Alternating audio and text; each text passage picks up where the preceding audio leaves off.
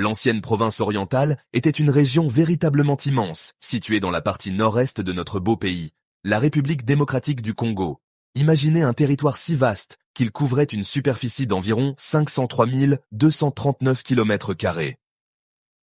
Cela en faisait l'une des plus grandes provinces de toute la nation avant qu'elle ne soit divisée en 2015.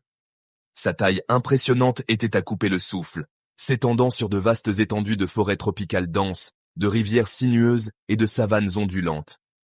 La province était un monde à part entière, un géant géographique qui recelait d'innombrables histoires et secrets à l'intérieur de ses frontières, représentant une partie significative de l'incroyable biodiversité et de la splendeur naturelle du bassin du Congo.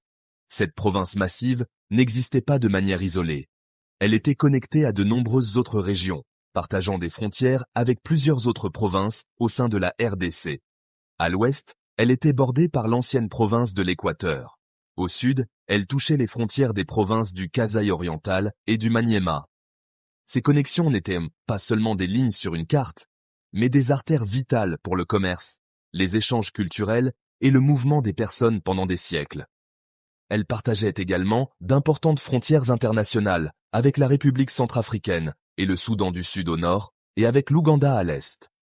Cette position stratégique en faisait un carrefour de l'Afrique centrale, un lieu où différentes cultures et nations se rencontraient. La vie de la province orientale a toujours été animée par ses magnifiques rivières, avec le puissant fleuve Congo coulant majestueusement à travers son cœur. Le grand fleuve fait un coude spectaculaire près de la ville de Kisangani, créant les célèbres chutes de Boyoma, une série de 7 cataractes. Ce fleuve n'est pas seulement une caractéristique géographique, c'est une voie de transport, une source de nourriture et un élément central dans la vie des personnes qui vivent le long de ses rives. D'autres rivières importantes comme l'Uélé et l'Ituri sillonnent également le paysage, nourrissant les sols fertiles et soutenant les écosystèmes riches qui rendent cette région si spéciale et vibrante. Parmi les nombreuses villes et agglomérations, quelques villes clés se distinguent comme des centres de vie et de commerce dans l'ancienne province.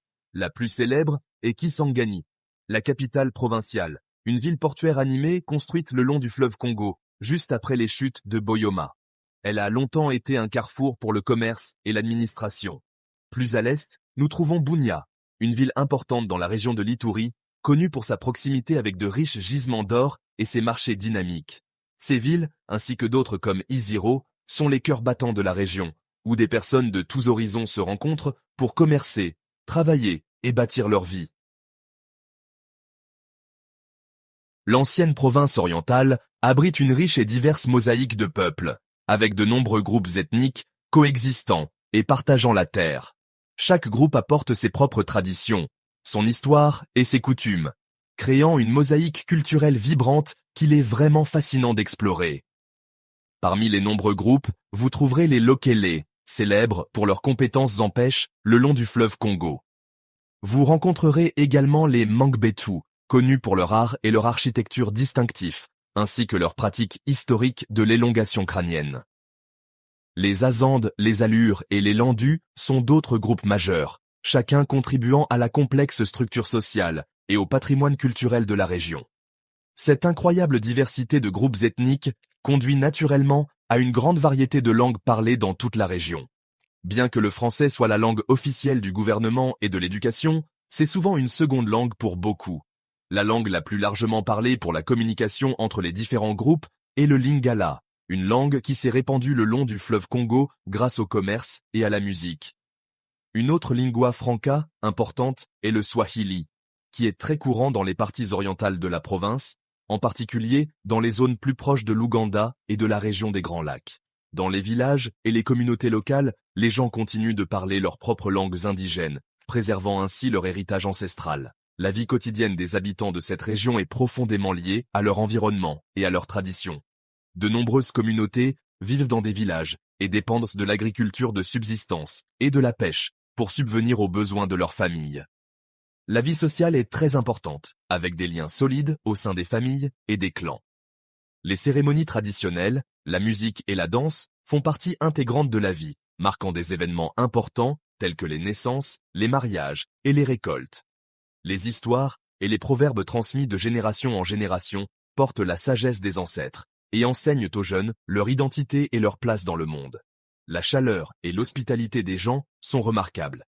L'art et la culture de l'oriental sont célèbres au-delà de ses frontières. Les sculptures sur bois complexes, la poterie et les instruments de musique créés par les artisans locaux ne sont pas seulement de beaux objets. Ce sont des expressions d'une profonde identité culturelle et spirituelle. Les Mangbetu, par exemple, sont réputés pour leur harpe et leur poterie anthropomorphe, très recherchées par les collectionneurs d'art du monde entier. La musique de la région, avec ses rythmes complexes et ses mélodies émouvantes, raconte des histoires de la vie quotidienne, de l'histoire et de la mythologie. Cette riche production culturelle témoigne de la créativité et de la résilience des habitants de la province orientale. L'économie de l'ancienne province orientale repose en grande partie sur les incroyables ressources naturelles que l'on trouve sur son vaste territoire. La terre est extrêmement fertile, ce qui fait de l'agriculture le pilier de l'économie pour la majorité de la population. Les gens cultivent une grande variété de cultures, à la fois pour leur propre consommation et pour la vente sur les marchés locaux. Les aliments de base comme le manioc, les plantains, le maïs et le riz sont cultivés partout. En plus de ceci, la région est également célèbre pour ses cultures de rente, notamment le café, le coton, l'huile de palme et le caoutchouc, qui ont historiquement été d'importantes exportations et sources de revenus pour de nombreuses familles et communautés.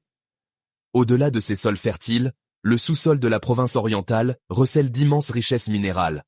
La région est l'une des plus riches de la République démocratique du Congo en termes de ressources naturelles. L'or est l'un des minéraux les plus importants, les mines d'or de Kilomoto dans la région de l'Ituri étant célèbres depuis des décennies. Des diamants sont également trouvés dans plusieurs zones, attirant des mineurs de tout le pays. D'autres minéraux précieux comme le coltan, essentiel à la fabrication d'appareils électroniques tels que les téléphones portables, sont également extraits de la terre. La présence de ces ressources a considérablement façonné l'histoire et l'économie de la région. Les forêts tropicales denses, qui couvrent une grande partie de la province, sont une autre ressource économique vitale. Ces forêts fournissent du bois, qui est une industrie majeure, bien qu'elle nécessite une gestion prudente pour assurer la durabilité. Les forêts sont également une source de nombreux autres produits pour les communautés locales, y compris les plantes médicinales, les fruits sauvages et la viande de brousse. Les rivières, en particulier le fleuve Congo et ses affluents, soutiennent une industrie de la pêche florissante. La pêche n'est pas seulement une activité commerciale, mais un mode de vie traditionnel pour de nombreux groupes ethniques, fournissant à la fois de la nourriture et des revenus à d'innombrables familles vivant le long des rives. Malgré cette abondance de ressources naturelles, la région est confrontée à de nombreux défis pour développer son économie. Le manque de bonnes routes et d'infrastructures rend difficile le transport des marchandises des zones rurales vers les grandes villes et les ports. Cela signifie que les agriculteurs et les mineurs n'obtiennent souvent pas les meilleurs prix pour leurs produits. Les problèmes de sécurité dans certaines parties de la province ont également perturbé les activités économiques au fil des ans. Cependant, le potentiel de croissance économique est énorme. Avec de meilleures infrastructures et une plus grande stabilité, les riches ressources de l'oriental pourraient apporter une prospérité bien plus grande à ses habitants et à l'ensemble du pays. L'ancienne province orientale n'est pas seulement une terre de ressources, c'est aussi un lieu rempli d'une histoire importante et d'une beauté naturelle à couper le souffle. L'un de ses joyaux les plus précieux est le parc national de la Garamba, situé dans le coin nord-est de la province. Ce site du patrimoine mondial de l'UNESCO est l'un des plus anciens parcs nationaux d'Afrique. Il est célèbre pour ses vastes savanes et ses forêts, qui abritent une population unique d'éléphants, de girafes, d'hippopotames et, historiquement, le rhinocéros blanc du Nord, en danger critique d'extinction. Le parc représente un effort crucial pour conserver l'incroyable biodiversité de cette partie de l'Afrique pour les générations futures. La région a également joué un rôle très important dans l'histoire du Congo. La ville de Kisangani, autrefois connue sous le nom de Stanleyville, était un centre administratif majeur pendant l'ère coloniale et un site clé pendant les luttes pour l'indépendance. Les chutes de Boyoma, auparavant appelées chutes Stanley, ont été un point de repère important pendant des siècles, à la fois comme obstacle naturel à la navigation fluviale et comme centre d'établissement humain. Explorer la région permet aux visiteurs de voir les couches de l'histoire, des anciens royaumes et de l'influence arabo-swahili, à la période coloniale et à l'ère post-indépendance, qui ont toutes laissé leur marque sur le paysage et ses habitants. Une autre merveille naturelle remarquable est la réserve de faune à Okapis, dont une partie était située sur le territoire de l'ancienne province. Cette réserve est également un site du patrimoine mondial de l'UNESCO, établi pour protéger l'habitat de l'okapi, un animal magnifique et insaisissable qui ressemble à un mélange entre un zèbre et une girafe, mais qui est en fait apparenté à la girafe. La réserve abrite également les pygmées indigènes Mbouti et Effé, dont le mode de vie traditionnel de chasseur-cueilleur est intimement lié à la forêt. Visiter un tel endroit offre un aperçu rare d'un monde naturel immaculé et de cultures humaines anciennes. En conclusion, l'ancienne province orientale est une région d'une immense importance et fascination. Sa vaste taille, sa position stratégique et son incroyable diversité de peuples et de cultures en font un microcosme de la République démocratique du Congo elle-même.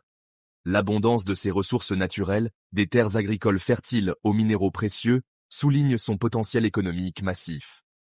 Pour tout visiteur, elle offre un voyage inoubliable au cœur de l'Afrique, une chance d'observer une faune majestueuse, d'explorer une histoire riche et de découvrir l'incroyable chaleur et la résilience de ses habitants. Elle reste une terre de grandes promesses et d'un attrait durable.